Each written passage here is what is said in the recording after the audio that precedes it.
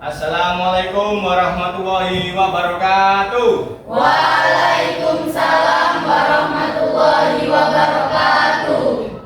Anak-anak, sebelum acara konseling kelompok pada pagi hari ini dimulai, mari kita sejenak berdoa dulu agar acara ini berjalan lancar sampai selesai. Berdoa mulai.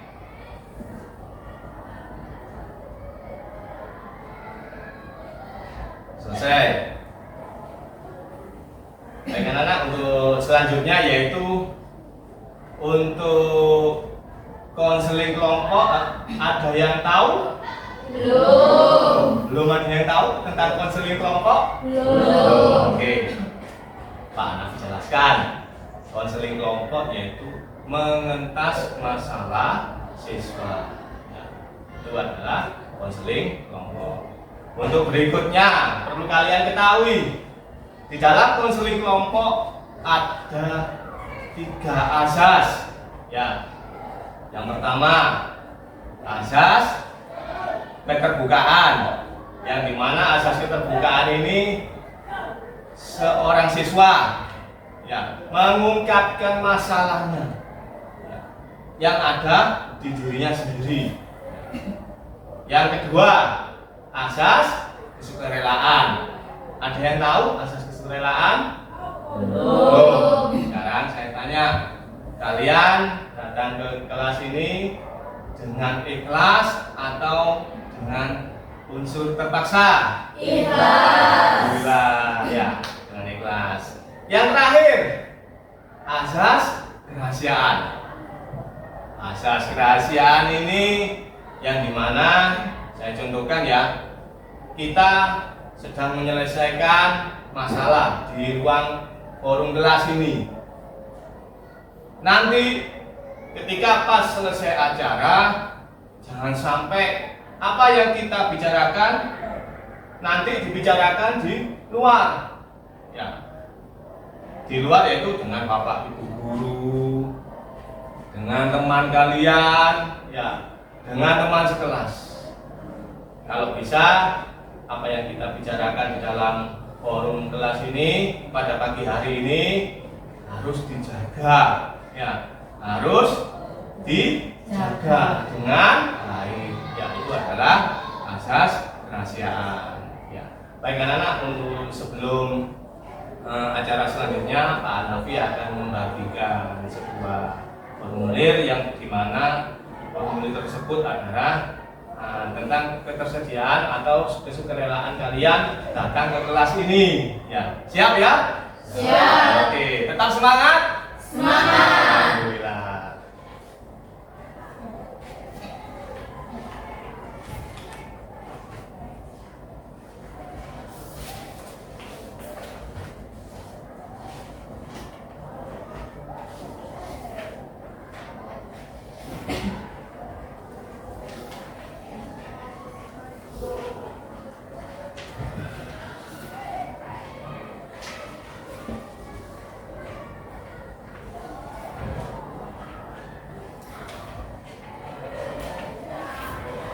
Alat tulisnya silakan dikeluarkan semua.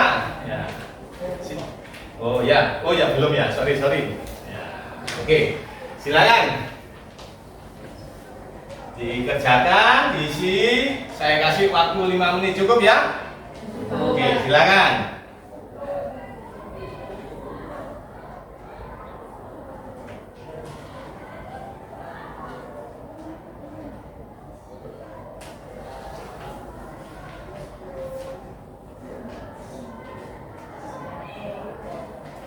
Kalau sudah, silakan dikumpulkan ke Pak Hanafi. Ada yang sudah? Ya, mana? Sudah? Oke.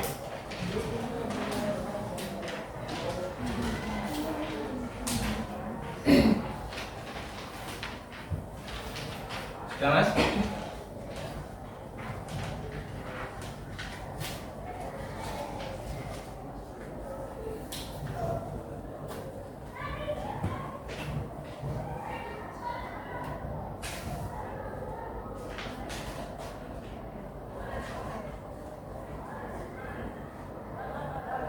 Oke, anak-anak, kalian sudah mengisi lembaran yang Pak Hanafi kasihkan barusan. Untuk selanjutnya yaitu tahap pengenalan ya, biar lebih tambah semangat ya. Oke, perkenalkan, nama saya Pak Hanafi Cahyadi sebagai guru BK dan saya di sini sebagai PK. PK adalah pemimpin kelompok. Paham ya? Paham. Oke, kalau sudah paham silakan dilanjut. Perkenalkan, nama saya Nadia Nina Hidayat, saya dari kelas 9A. Oke, lanjut. Perkenalkan, nama saya Nika Pratiwi, saya dari 9B. Oke, Perkenalkan, nama saya Jessica Pinanggelar, saya dari kelas 9C. Perkenalkan, nama saya Ahmad Rafa Putra Nasrullah dari kelas 9B. lanjut. Perkenalkan, saya Muhammad Yakin dari kelas 9B. Kenalkan, nama saya Ahmad Rasid Al-Bidata dari kelas 9M. Perkenalkan, nama saya Muhammad Rubal Putra dari kelas 9B. Ya, Perkenalkan, nama saya Sabina dari kelas 9. lanjut. Perkenalkan, nama saya Niara Jubia Zalianti dari kelas 9I. Perkenalkan, nama saya Aurelinda Rasma Putri dari kelas 9C. Alhamdulillah sudah memperkenalkan diri masing-masing dari kelas yang berbeda ya. Oke, selanjutnya yaitu tentang topik yang harus kita sampaikan di forum kelas ini ya. Macam-macam topik yaitu tentang semua masalah yang ada di diri kalian semua ya. Oke, silakan dari sebelah kanan saya. Rendahnya minat belajar, Pak. Ya, terus sudah. Sudah. Oke, lanjut. Caranya berdiri di antara belajar. Oh, parahnya begini antara belajar ya. Terus lanjut. Ya. Oh, tampak gadget di lingkungan pelajar. Ya, terus lanjut. Mana yang nakal remaja? Mana yang namanya mengajar? Sudah ya? Oke, silakan. Oh, kurang literasi. Oke ya. Di dalam konseling kelompok ini ada dua topik yang perlu kalian ketahui.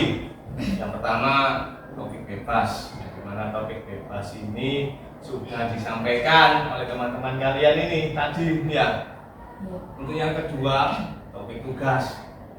Yang dimana topik tugas nanti saya sebagai PK pemimpin kelompok yang akan menentukan topik mana yang saya ambil di dalam kelas ini karena kalian sudah kelas 9. Sebentar lagi kalian pasti lulus ya. Oke, pada pagi hari ini saya ambil topik teman kalian Nadia ya. Tadi apa topiknya?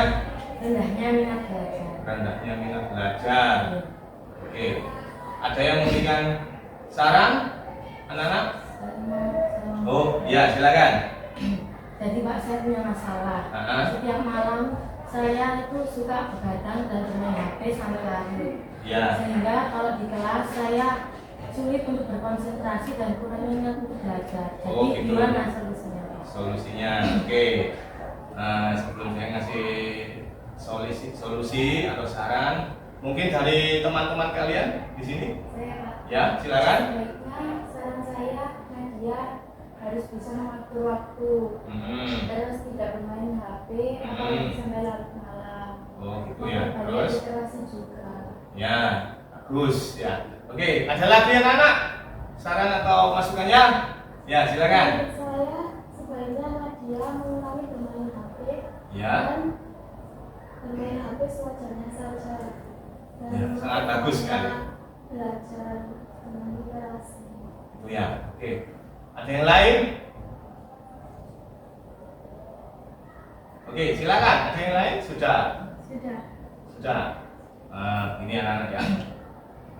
Sebelum saya mengambil kesimpulan, nanti mungkin saya memberikan masukan saja ya.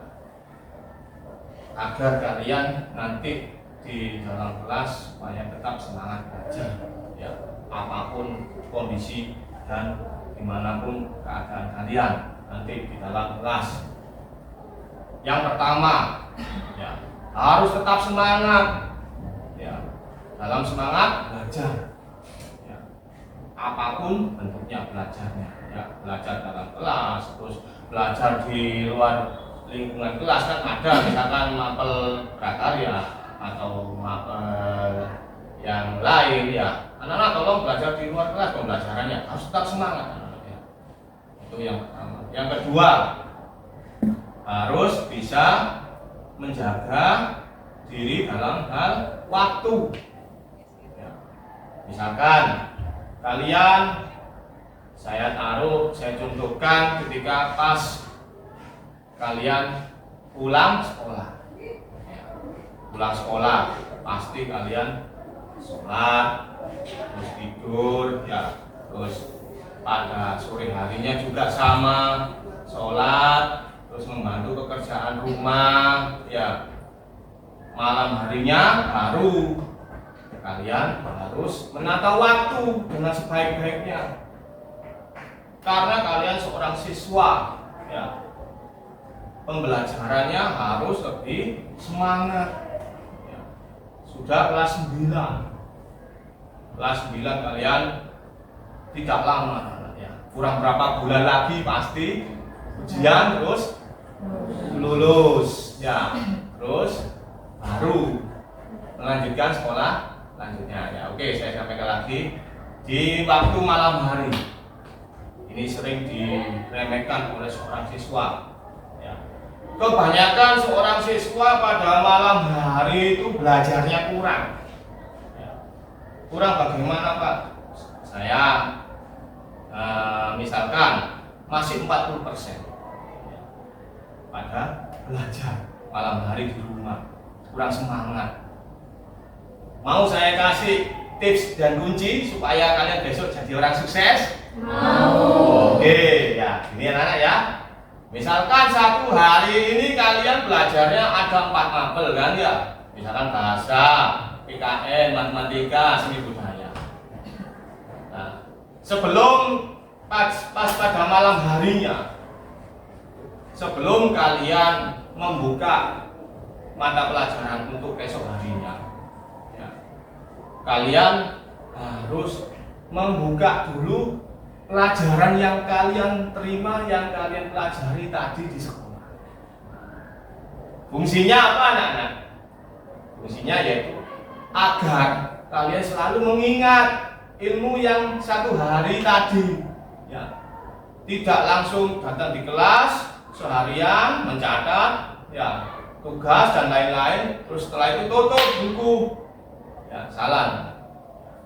Malam hari sebelum belajar, misalkan kalian belajarnya jam 6 habis sholat maghrib ya. Misalkan Pak, saya habis sholat maghrib ngaji dulu Pak, nggak apa, silakan, harus bisa ngatur waktu ya. Misalkan habis sholat maghrib, misalkan jam setengah 7 malam, jam 18.30 misalkan baru belajar. Nah, jangan membuka pelajaran untuk keesokan harinya. Saran saya, kalian harus mempelajari pelajaran yang kalian terima tadi satu hari. Berapa menit Pak? Berapa jam? Ya, itu tergantung kalian, harus bisa mengatur. Ya. Misalkan satu hari tadi ada 4 mapel anak-anak ya, membutuhkan berapa menit atau berapa jam? Taruhlah 30 menit. 30 menit kalian pelajari dulu apa yang didapat tadi di sekolah ya. Misalkan ada yang tidak paham ya, besok bisa kalian tanyakan lagi ke guru mapel tersebut ya. Selama 30 menit kalian sudah selesai mempelajari mata pelajaran satu hari tadi di dalam kelas, maka selanjutnya, nah ini baru selanjutnya yaitu membuka pelajaran untuk keesokan harinya ya. Itulah adalah rumus supaya apa? Kalian tetap ingat ya, tidak mudah lupa ya. Banyak kan anak-anak sekarang itu zaman now itu belajarnya itu tidak sampai 30 menit ya. Kebanyakan 10 menit ya, 15 menit terburu-buru, nah, main WA, yang main HP ya. Terus setelah itu saya lanjut ya. Setelah tadi 30 menit selesai membuka mata pelajaran untuk keesokan harinya ya, baru kalian bisa menentukan berapa jam saya harus belajar. Kalian hapus sendiri ya. boleh 1 jam. Ya, misalkan jam 7 sampai jam 8 boleh, silakan. Ya. Harus dengan semangat, jangan asal buka gini ya, terus sambil main HP, jangan anak-anak ya. Biar apa? Tetap konsen ya. Harus tetap konsen dan semangat. Ya, belajar selama 30 menit atau 1 jam. Selesai belajar. Nah, langkah apa setelah belajar? Nah, setelah belajar kan ada jeda waktu sebelum istirahat. Ya, taruhlah jam 7 sampai jam 8 kalian belajarnya. Jam 8 selesai belajar. Nah, di antara jam 8 malam sampai misalkan menjelang jam 9, usahakan pergunakan dengan waktu sebaik mungkin. Ya. Dengan cara apa, Pak? Misalkan tadi kalian tertunda, ada tugas yang belum terselesaikan, misalkan ada tugas online yang belum terselesaikan juga, diselesaikan. Ya. Terus jangan lupa tetap berdoa agar belajar kalian tetap lancar dan sukses. Terus ada lagi, ini yang perlu kalian ketahui. Pas pada malam hari kan jam sunyinya malam, ya orang tua sudah tidur, ya. Terus kalian masih bermain HP sampai larut malam, ya.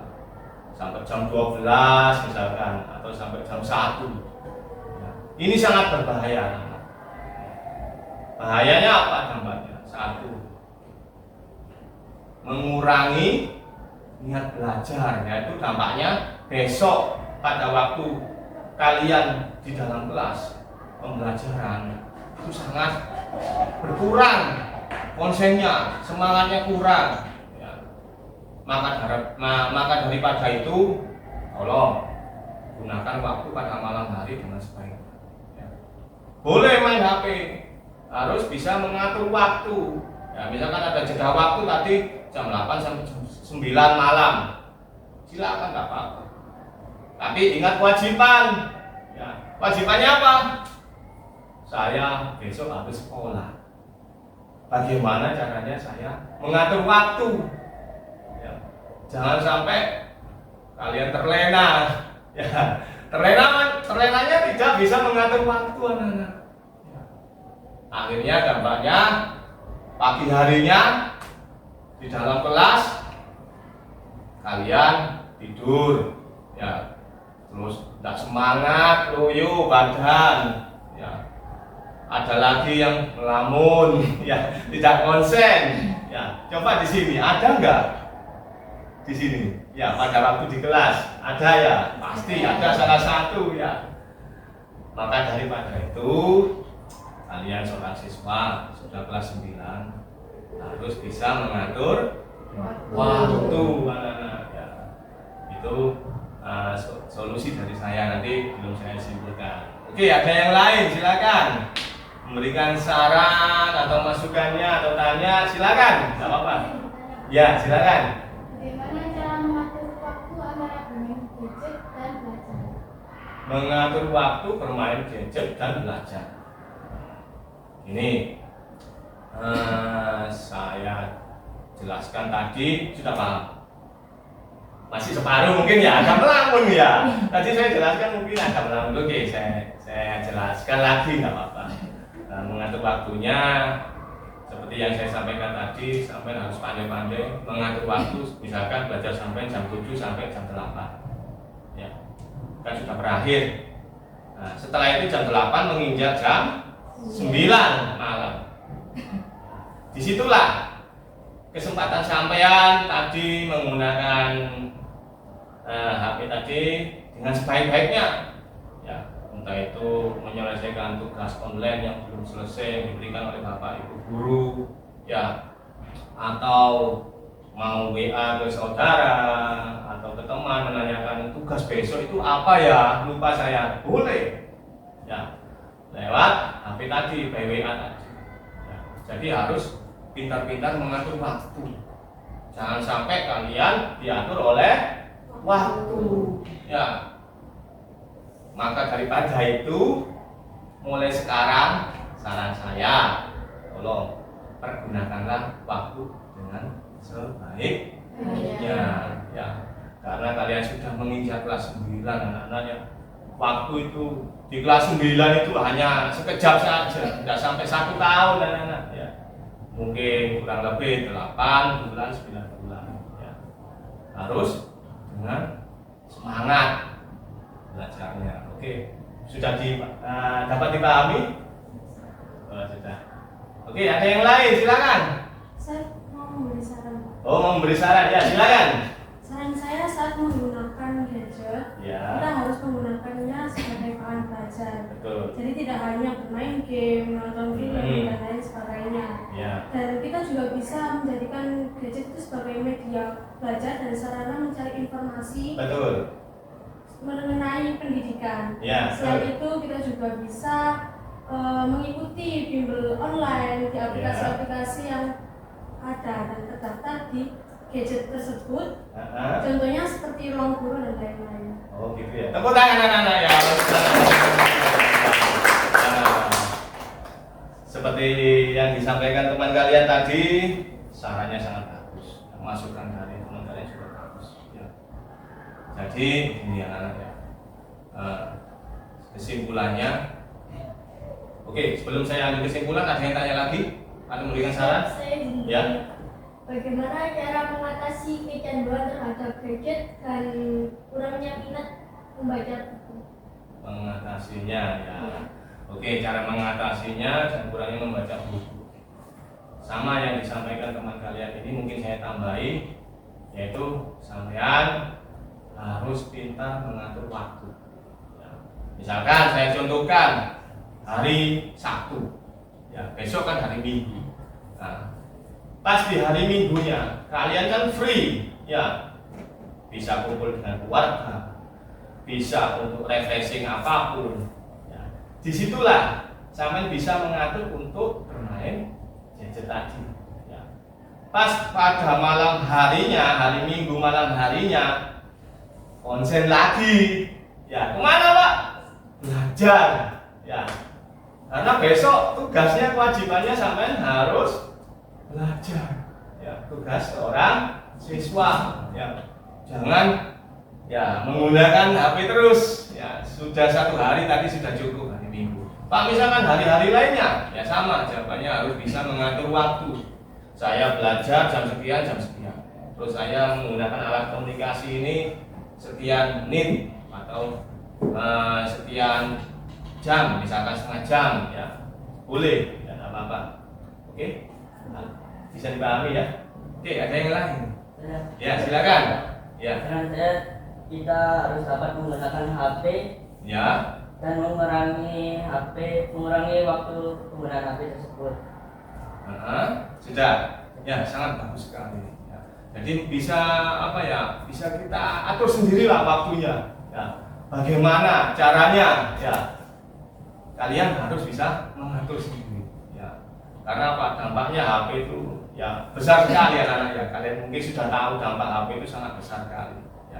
Kalau dipergunakan dengan sebaiknya ya seperti yang disampaikan teman kalian tadi ya alhamdulillah oke aja ya kalau bisa menggunakan dengan baik ya. Kalau pas hal yang tidak baik ini yang perlu kita waspada ya anak-anak ya. Karena apa?